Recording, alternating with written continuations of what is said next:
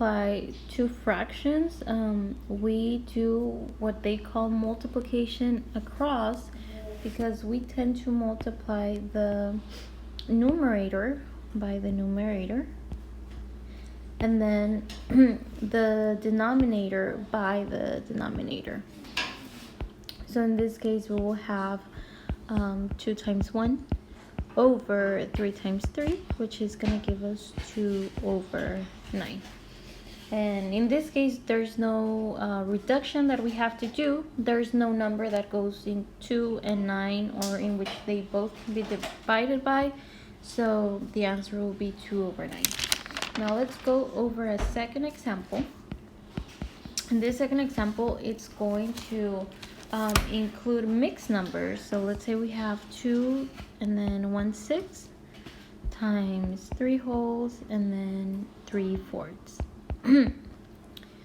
So the first thing that we want to do is convert this into improper fraction. How do we do that? Remember, we multiply the whole number times the denominator, and then we add the numerator. So here it's 2 times 6 plus 1. So 2 times 6 plus 1, and then over 6, right? And then for the second one, we will have 3 times 4, and then plus 3. So 3 times 4, and then plus 3, and then over 4. Remember, we keep those same denominators. So 2 times 6 is 12, plus 1 is going to be 13 over 6, times 3 times 4, it's 12, plus 3 will be 15 over 4.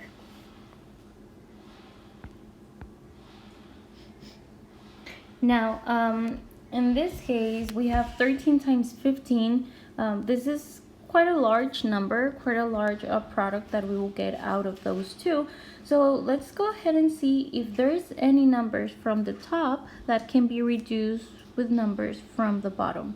What I mean is, are there any numbers in the numerators that can be divided by a same number that can divide one of the denominators? So in this case, we can see that we have 15, right?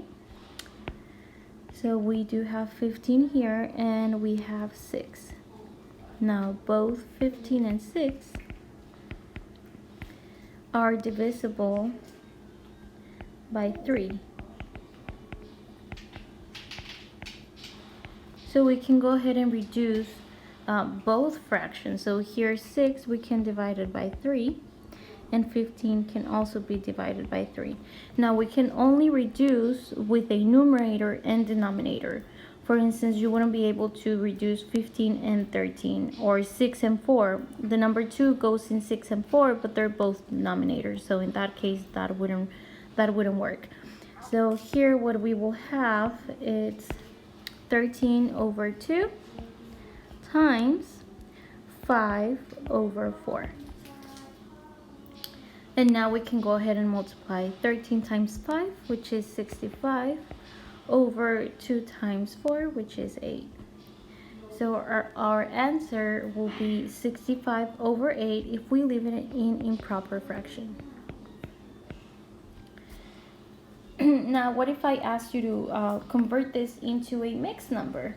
Well, what we can do is just apply a basic division. So go ahead and do 65 divided by 8.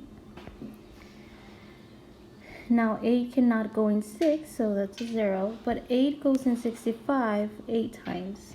8 times 8 gives us 64. I subtract, and this gives us 1, right?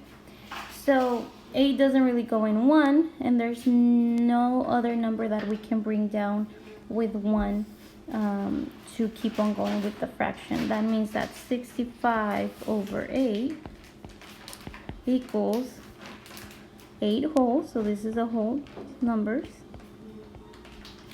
So 8 wholes. And then we have the 1, right? So n 1 over 8. So the 1 is like a leftover, and it's written in a fraction with 8 in the denominator. Okay, so this will be, either one of these two will be the answers. So again, I'm gonna color code it a little bit.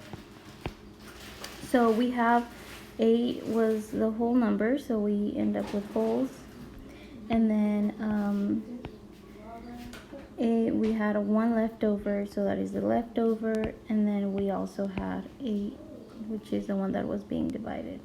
Okay, so that's how you multiply a fraction that has mixed numbers, and that it can also be reduced, right, by a number on the top, on the numerator, and on the denominator.